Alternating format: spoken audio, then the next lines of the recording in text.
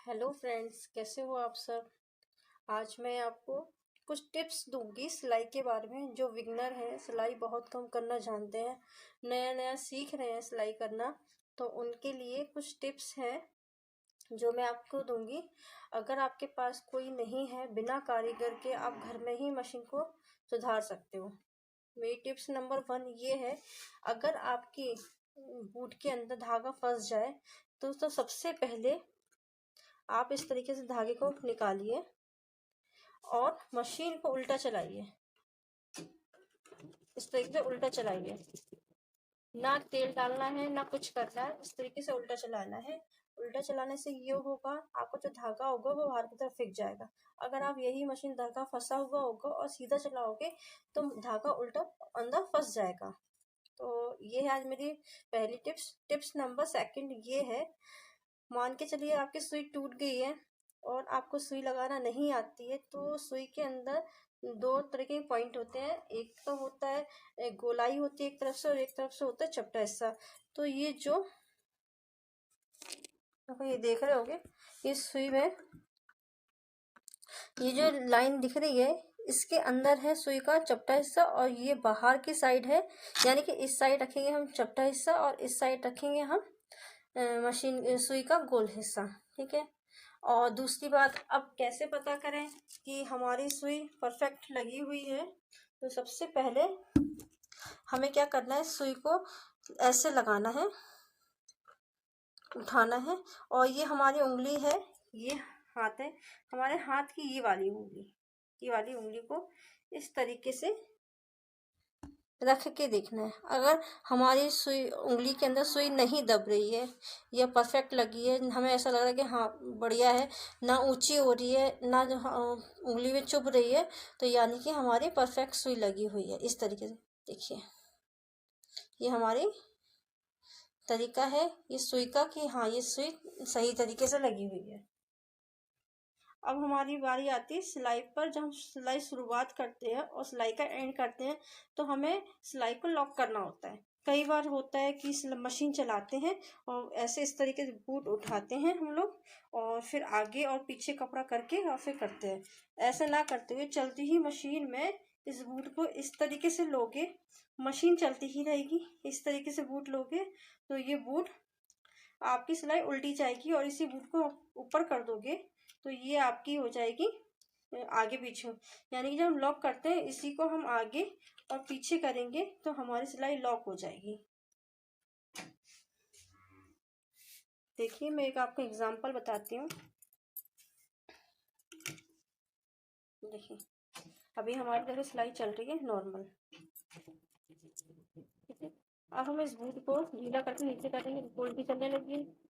अभी इसी बूट को ऊपर करेंगे, वो आगे की तरफ आए, फिर नीचे करेंगे, फिर पीछे की तरफ जा रही। देखिए, अब ये आगे की तरफ करेंगे। इसी तरीके से चलती मशीन में हम लोग इस तरीके से सिलाई को लॉक करते हैं। अब मेरी अगली टिप्स है, ये है कि हम ऑयलिंग किस तरीके से करें मशीन की। तो सबसे पहले हम इस पॉइंट में डालेंगे तेल, इधर डालेंगे, और जितने भी अपने पॉइंट बने हुए हैं हल्का हल्का इतना यहाँ डालेंगे। जितने भी हमारे पॉइंट बने हुए हैं सब जगह हमें डालना है। देखिए,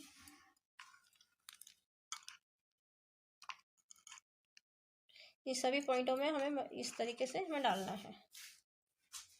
अगर हमें अपना चक्का फ्री करना है तो चक्के में यहाँ पर इस तरीके से तेल डालिए। अगर इस पॉइंट पे भी डालोगे तो ये पूरे चक्के पे आएगा आपका। और यहाँ पे एक प्लेट लगी होती है, देखिए ये प्लेट, हमें इस नट को ढीला करके इस तरीके से उठाकर, देखिए इस तरीके से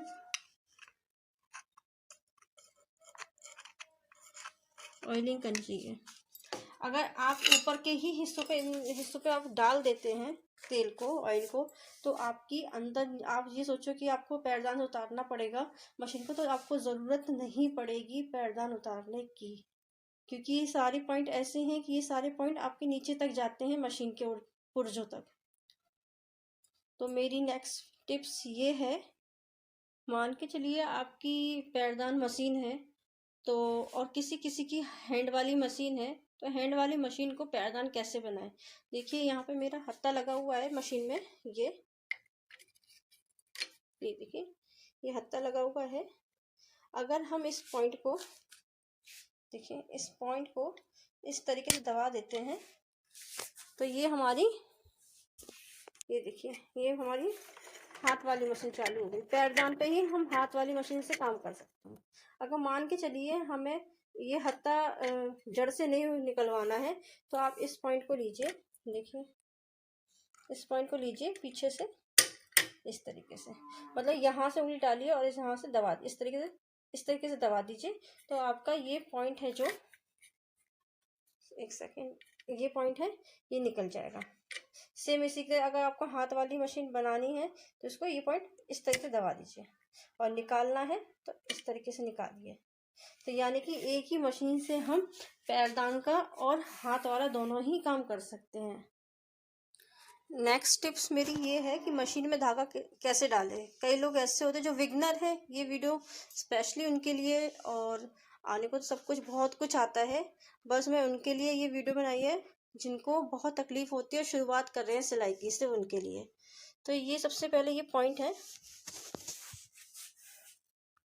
मशीन में धागा कैसे डालें। तो सबसे पहले ये जो पॉइंट है इस पे हम ये इस सिटिल को, एक सेकंड, हमने रील को यहाँ पे लगाया, इसके बाद ये जो पॉइंट है इस पे धागे को रखा,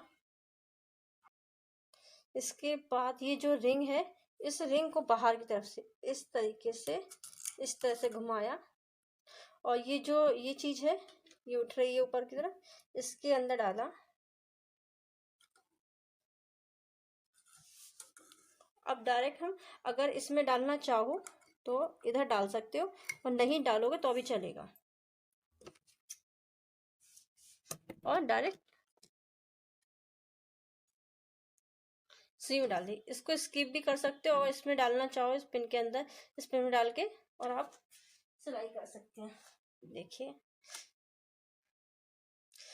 तो सिलाई करने से पहले सबसे पहले ये धागा पकड़िए, धागा पकड़ने के बाद थोड़ा सा सुई को अपने हाथ से टायर को घुमाइए, इस तरीके से बताती हूँ, इस तरीके से, इस तरीके से टायर को घुमाइए हल्का सा। ये देखिए धागा निकल के आ गया है दूसरा भी। अब इसको लेके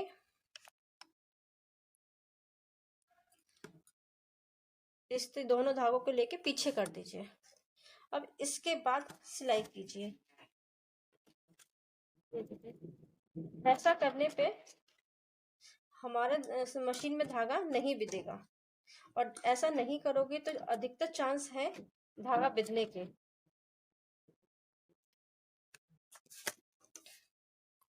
तो नेक्स्ट टिप्स मेरी ये है कि अधिकतर हम सिलाइयाँ करते हैं, सिलाई करते करते धागा काफ़ी टूटता है, तो धागा ना टूटे उसके लिए हमें क्या करना है, हमें अपने मशीन के तेल की कुप्पी लेनी है, और ये जो पॉइंट है रील का, ये देखिए ये जो पॉइंट है रील का, यहाँ पर इस तरीके से हमें पूरी रील को इस तरीके से गीली करनी है।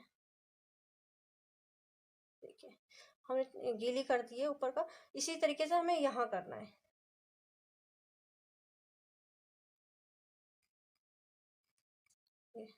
हमने दोनों तरफ रील को गीला कर दिया तेल से, मशीन के तेल से, और इसको इस तरीके से लगा देना है और कुछ नहीं करना है। कई बार आपने देखा होगा कि मशीन जब सिलाई करते हैं धागा खराब आ जाता है, नई कंपनी का लाते हैं, कई बार हम लोग लोकल धागा लेके आ जाते हैं तो गांठे गांठे टाइप की निकलती है। अगर उन धागों के अंदर आप इस तरह से तेल डालोगे रील के अंदर तो आपका धागा कभी नहीं टूटेगा। सो नेक्स्ट टिप्स मेरी ये है कि कई बार ये जो डोरियां होती हैं इस तरीके की, वैसे तो मैंने ये हाथ से ही बनाई है, आप जैसे बेल्ट नहीं ला सकते हो, मान के चलिए कि आप बाजार से बेल्ट नहीं लाना है, या इमरजेंसी है कि हम ला नहीं सकते, मार्केट काफ़ी दूर है या जा नहीं सकते, तो उसके लिए हम कुछ टिप्स हैं इन डोरियों के लिए जो अपना सकते हैं। जैसे कि ये गोल्डन डोरी है, तो हम इस डोरी को इसकी जगह डाल सकते हैं। अगर डोरी, अगर बेल्ट हम पे नहीं है मशीन का तो इस बेल्ट की जगह हम इन डोरियों को डाल सकते हैं। ये डोरी हुई, अधिकतर हमने देखा हो सलवारों में, पैंटों के अंदर नाड़े डलते थे पहले, पजामों के अंदर वो वाइट रंग का नाड़ा आता है, वो नाड़े वो नाड़े हुए, ये हुई, या तो आप लोग बना सूटों में लगाते हैं जो पाइपिंग वाली डोरी लगाते हैं पीछे की तरफ, या तो वो डोरी है। और नहीं तो क्या करिए कि 1.5 इंच चौड़ी पट्टी काटिए लंबी, और उसको वट लीजिए। इस तरीके से वटते हैं ना, किसी को सामने पकड़ा देते हैं और इस तरीके से वटते हैं। इस तरीके से वट कर ये डोरी डाल सकते हैं। ये मेरी जो डोरी है ये वटने ही वाली डोरी है। तो कुछ ये है कि आप अगर नहीं ला पा रहे हो तो इमरजेंसी के अंदर तो आप इस तरीके से डोरी डाल सकते हो। और अधिकतर मैं तो यही करती हूँ कि मैं कभी रेडीमेड बेल्ट नहीं लाती हूँ। मैं या तो वटी हुई डोरियाँ, या तो जो आपको बताया था नाड़े की, या तो वो डालती हूँ। अगर जैसे कुछ नहीं मिल रहा है, आपसे एक सी नहीं बन पा रही, पतली नहीं बन पा रही, तो इन डोरियों का इस्तेमाल कर लेती हूँ। तो आज के लिए बस इतना ही। आपको मेरी टिप्स कैसी लगी है प्लीज़ मुझे कमेंट में ज़रूर बताइएगा। मिलते हैं नेक्स्ट वीडियो में। Bye bye.